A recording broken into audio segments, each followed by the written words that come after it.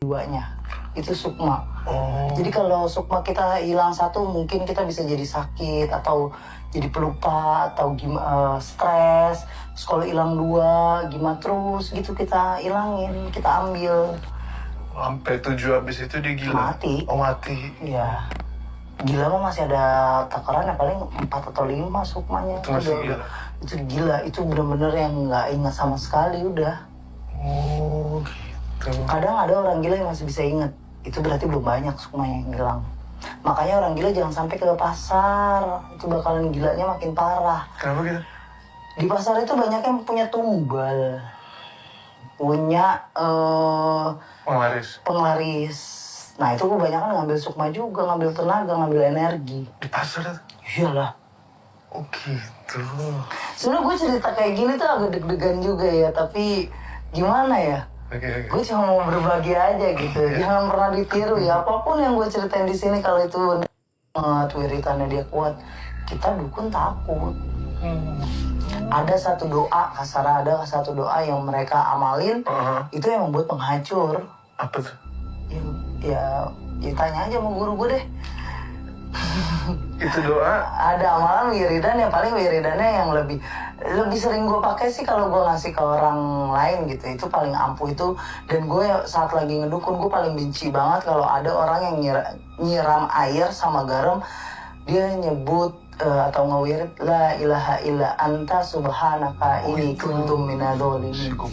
Gue paling takut banget. Kenapa? Udahannya badan gue sakit. Kalau dibacain itu sakit banget. Nanti yang di sana tuh gue kasihan tuh setan-setan datang kayak orang pincang gitu. Ya iyalah pincang. Itu jangan disepelein. Itu kata sepenggal gitu tuh maknanya subhanallah. Karena di saat gue mau mati pakai kata-kata itu, mak gue selalu ngingetin gue kayak gitu. Dan gue bilang sama temen gue yang ngurus gue, ya sebutin itu aja, air siramin ke gue. Ayat kursi. Ayat kursi juga? Ya. Kayak gitu? Ayat kursi, terus la ilaha illa anta. Selebihnya ngewirid, tapi lebih banyak ya istighfar. Istighfar. Cuma gue nggak tahu kenapa kalau sekarang pun gitu, kalau gue ada yang minta tolong selalu gue kasih itu. Dari dulu gue pertama kali ngelakuin jadi dukun santet sampai gue 5 tahun gue berkelana kemana-mana, itu ya bener-bener itu doa yang paling bikin gue bete deh. Sakit di badan tuh sakit banget, cuma nggak bikin kita ngelepas ya. Bikin kita ngelepas, tetap kita kerjain. Karena ada yang mendoakan atau baca doa kasih air nggak dengan iman. Nah itu. Jadi coba. Ya asal baca. Ada yang gini, bener loh kata orang kalau bacaan itu harus pakai tajwid, harus dengan iman, terus bener-bener percaya kalau Allah itu ngasih itu surat untuk membantu kita jauh dari jin, setan. Itu kalau nggak ada niat, nggak ada ketulusan untuk baca, terus nggak niat ikhtiar, cuma asal yaudah deh yang penting setan hilang gitu, yang nggak ngaruh. Ya biasa aja jadinya. Bisa orang baca ayat kursi ini tapi asal baca doang gitu. Iya, malah adanya karena gue punya dua gue punya jin gue yang ibarat bersekutu sama gue, itu jago banget bahasa Quran, jago banget ngaji. Jadi saat gue lagi ngaji aja dia yang koreksi, itu salah. Dia jin muslim gitu, jin muslim. Cuma karena gue salahnya itu, gue kasih makannya dia dengan ya makanan yang nggak baik untuk dia. Jadi dia mau bersekutu sama gue karena kan gue jadi pengikut dia gitu. Ada jin muslim banyak, cuma kalau yang gue punya 2 ini emang pintar banget buat ngecohin manusia.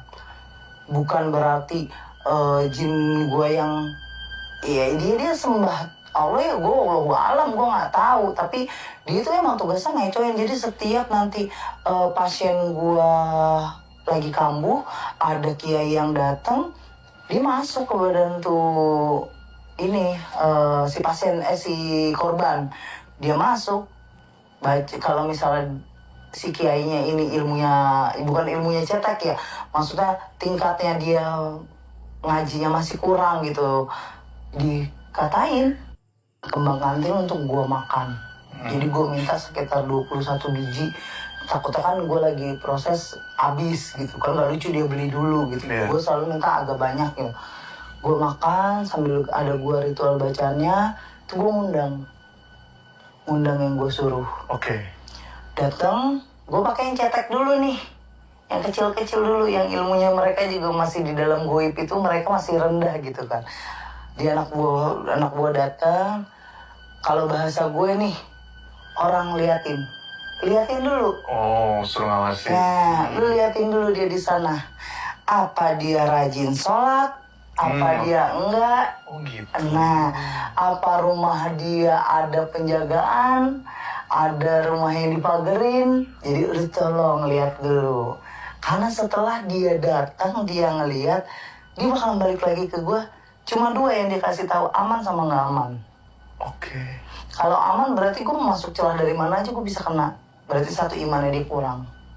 Oke. Kenapa kemarin gue bilang orang yang sholat nggak sholat tetap aja kena bakal bisa mati. Nah, iya. Nah, perbedaannya gini, orang yang sholat menjalankan cuma ya udah gue yang penting sholat, itu kewajiban gue. Oke. Saat dia sholat kita lihat kekhusyuan, jangan orang lain. Gue suka sholat terus mikirin ntar gue mau pergi kemana ya gitu. Bener nggak? Yang gerak badannya doang, tapi hatinya Hati tuh dan nggak- pikirannya dia kemana-mana. Terus ada yang bener-bener gue sholat ya gue lagi mau ketemu sama pencipta gue, yang bener-bener dia khusyuk. Itu susah Jo, Itu susah yang gitu. itu susah. Orang yang bener-bener dia punya keimanan yang kuat itu susah. Bukan berarti gue setiap orang yang sholat terus gue bisa matiin, enggak. Gue kena tetap, gue tetap nyantet dia, tapi larinya ke keluarga dia yang satu rumah yang nggak punya iman.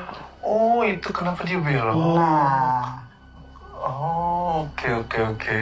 jadi bukan berarti gue nembak orang yang lagi sholat terus kena, enggak.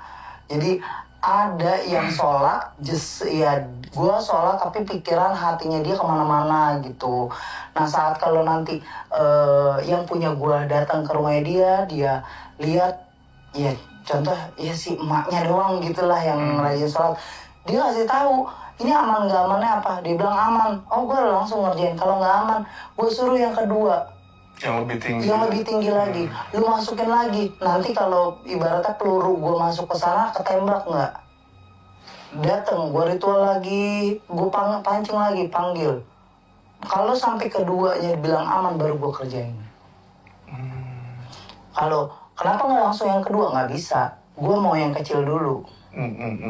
Untuk apa? Kalau yang kecil itu dia bisa malah kalau yang kecil itu tuh dia bisa muterin itu rumah sampai ke 40 samping, 40 kanan kiri. Harus tahu. Karena kalau 40 rumah ke sana, ke kanan atau ke kiri, depan belakang ada yang diguna-guna juga gue bisa ketembak. Jadi contoh nih Jo, nauzubillah min dzalik ya Jo, gue ngerjain di rumah lo. Ternyata tangga lu yang di sebelah kanan 40 rumah ke belakang atau ke samping gitu, ada yang lagi dikerjain juga sama orang. Tuh gue bisa beradu. Gesekan. Oh gitu. Beradu, jadi gesekan. Entah yang jadi punya gue malah kesasar sama dia gitu ya. Pokoknya ada gesekan. Kan kita bilang, kita punya ilmu, lu punya ilmu jangan ganggu. Karena dia suka bilang kayak gitu. Nah kita di dunia ya santet kita ngeliat-ngeliat juga. Apalagi kalau gue kan tipikal yang nggak mau langsung matiin orang. Gue nggak pernah mau. Gue jatuhnya gue nyiksa dulu gitu. Karena ya gue mikirnya duit. Iya. Kalau langsung kan udah selesai. Gue maunya nggak orang balik lagi ke gue kan. Kalau udah yang kedua pergi terus dia pulang lagi ke tempat gue aman, baru gue ritual. Ini ritual yang lama. Ritual lama ini gue ngeliat jiwanya dia dulu. Gue ngeliat jiwanya dia, baru gue mainin. Nih gue main dulu, gue ngerasain dulu badannya dia. Gue masuk dulu, gue sentuh dulu badannya dia. Nanti dia di sana tiba-tiba kayak merinding. Karena di dalam kendi itu, wallahu alam entah mau kalian percaya atau enggak, ya memang ini yang gue lakuin, yang ini yang gue rasain. Itu kita melihat dia lagi ngapain. Jadi di air itu kan? Iya. Kelihatan dia. Kelihatan. Karena kan kita masang. Terus setan gue gak pulang, udah di situ. Dia yang bakal nanti gue ngelempar, dia yang ini ngasih tahu gambaran di sini.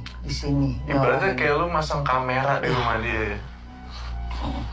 Karena bukannya gue ngelempar ke sana 1-2 setan juga bisa yang punya gue langsung brok datang ke sana buat ngeliatin. Itu buat bikin hawa.